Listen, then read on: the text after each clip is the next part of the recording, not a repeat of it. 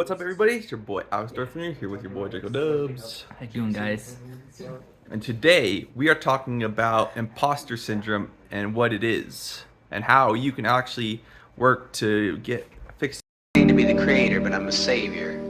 I take the strange variables of human life and make something out of the crazy quilt. So we are at our boy Andrew's place, and he just gave us this Mountain Dew Flamin' Hot. I don't know about you guys, but like, I feel like this is going to be a bad idea.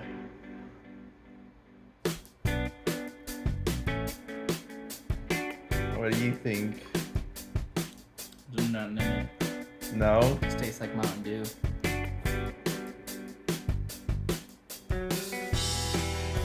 Yeah, just tastes like Mountain Dew pretty much. I thought it was going to be a lot worse. You thought it was gonna be? Yeah, because I just like the chips brand Flamin' Hot, and then you mix it with Mountain Dew, like, this is an interesting Pretty good, taste. though. Yeah, Pretty good, that's for sure. not something I personally can grab, but not bad. Oh, there's like something in there, but it's like Very, yeah. very minute. So weird. It's got like a weird burn to it a little bit. Like tastes like almost like a flat, slightly spicy Mountain Dew. Spicy Mountain Dew. That's what it is, pretty much. Sir. So what is imposter syndrome? Imposter syndrome is just feeling inadequate or a fraud for your achievements, and no matter what happens, like, you don't think that you are deserving of those achievements. Also, it can also cause you to procrastinate as well, which was really interesting. And one of the people who is most famous for his work is Albert Einstein, and he struggled with imposter syndrome.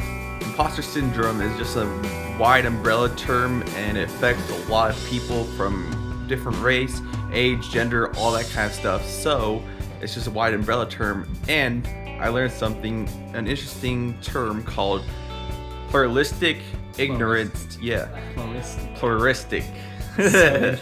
Yeah, it's a big ass word, but it basically means that everyone silently judges themselves and doubt their like worth and stuff, and then they believe that no one else feels and thinks the same way as them because no one else voices it. And I just like, that's really interesting. So how imposter syndrome is formed is usually from a lack of confidence in yourself and believing in yourself and not really getting like a lot of positive feedback when you were younger, especially people who lived in strict households where they're set to high achievements. Really sets like the bar for people, and so they feel like they have to be perfectionist or perfect. And people who also tend to be perfectionists also tend to fall into imposter syndrome as well. So to go back to the whole perfectionist things, also I forgot to talk about neuroticism. And neuroticism is a basically unstable emotion and just like not being able to regulate and control on how you feel. It can also happen to people with depression as well. So it's a big wide range of, and it can range for a lot of people. And the biggest people who have problems with imposter syndrome is med school people, because they're set up high, because they have to go to college, and then they have to be like exceptional above other people who are also in that field, and they're always like trying to do better. Competition. Yeah, they have very high competition. Sometimes they don't feel like worthy of their achievements and stuff because they have to always be trying to be better. Always be on top. That's probably where I kind of feel that, because this is very relatable to me, and in a little bit of sense. Yeah. Maybe not as much as it used to be, since I've gotten really good with you guys on Trash Beast and all that. But like, definitely maybe a year or so ago, very similar, because like I kind of grew up in that like bootstrap kind of like, you gotta get that competition. Yeah. And even where I work, like out here, man, Right. there's warehouses and stuff. Yeah. You gotta be on top of shit. Yeah, you gotta be on the grind. For work, man. They get you with that paper, Yeah.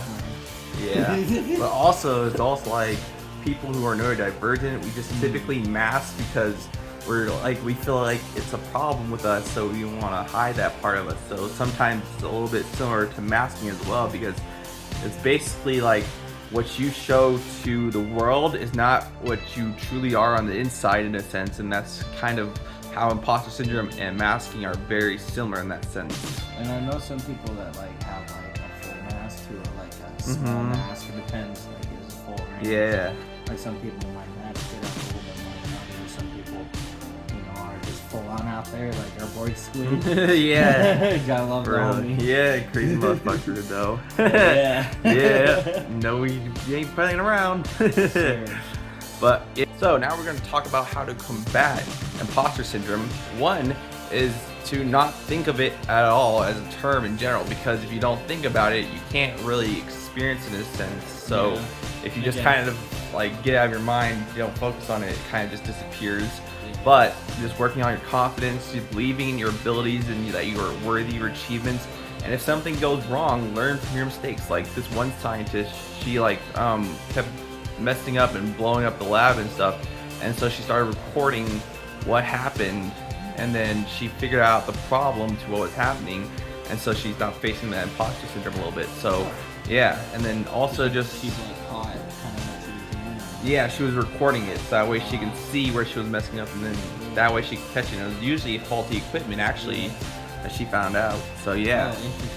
Yeah, and then setting healthy boundaries, being expressive on how you feel, obviously in a healthy way, but if you can express how you feel and just be open to it, how you feel and stuff, help you really help express that as well.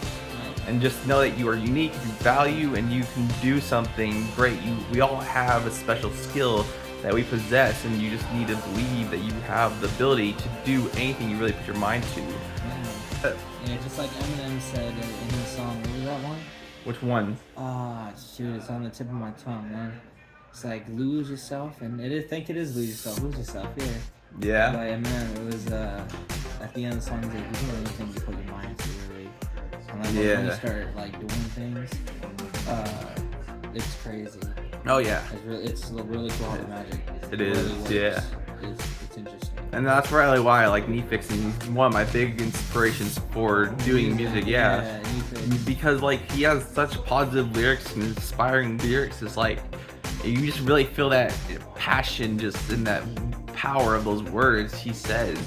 And if you use those kind of words, it can really help you out too. So that's why it's good to choose how you pick things in and out, your inputs and your outputs in life.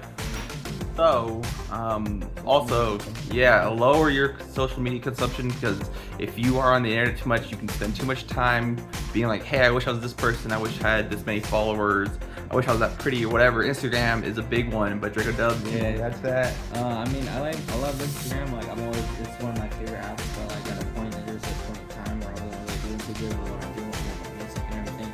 I kept looking on Instagram and seeing everyone doing all their shit and everything. It's just like, I'm behind or something. Like, Yeah. I felt like I was behind all the time. Yeah. But like now that I'm with the crew and we're doing music all the time, we're doing really good with the shows.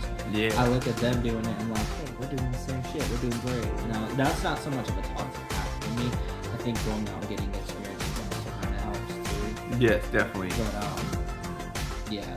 Especially through life, but also you can use each social media app to your advantage in a way. So before, you know, I used to have really dark stuff on my Facebook, and then I completely switched around. Yeah, Facebook, and then same with Instagram, stuff like that. All my social medias are tailored to a certain way, and it's to my liking, but it's all positive and reinforcing stuff. And sometimes just seeing those stuff can really help you just really reset your mind frame, especially when you struggle with being positive and just keeping that positive mindset. Yeah. So, also try mindfulness and this motherfucker but try mindfulness and meditation. So basically what that does is it helps you get control of your thoughts and be in control of how you think and feel, and just really view yourself differently from third person point of view and see problems from a different perspective in a kind of sense. Like you see yourself from like a friend's view or whatever. It's really interesting how you can view yourself that way. To finish off, just expressing and showing how you feel and just being open-minded to every situation and just being present in the moment can help you really find that center ground of just inner peace and calmness, and that way you don't have to worry about imposter syndrome. Also, all I have for you. Also, stay legendary, stay beautiful. I'll see you on the next adventure. Peace out, motherfuckers. Yo, what's up? It's your boy Pyromaniac 9985 over here. Pyromaniac. Pyro, there's a big difference. Really? Yes. Aww. What happened? One done. One came eaten. Yo, the homie's got a question. He says, does anyone have any small toys they don't want to have anymore? Oh, that's lit, dude.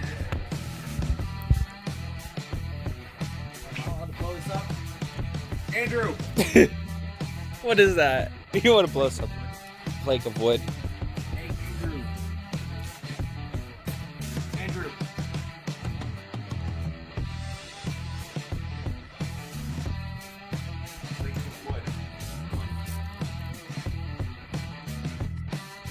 You gonna set the paper on fire?